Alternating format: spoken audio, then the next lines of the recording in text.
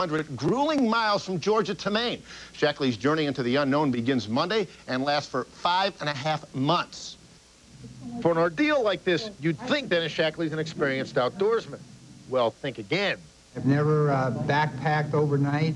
I've never hiked overnight before. I've done some running on the trail during the day, but this is my first time of going the whole distance, 2,200 miles.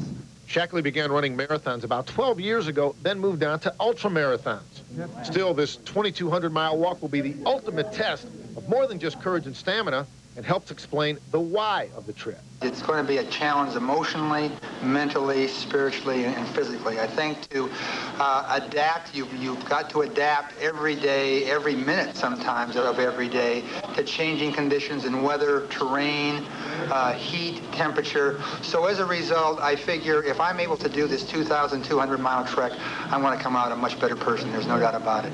There's plenty to worry about on the trail. About 140 people have died in this one spot, White Mountain in Maine.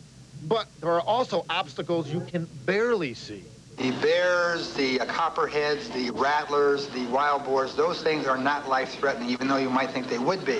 But what you actually have to watch out for are your stings, your bees, your wasps, your hornets, your spiders. If you happen to have a reaction to those, it is a life-threatening condition. So as a result, you have to take what's called an EpiPen with you so that you can inject yourself.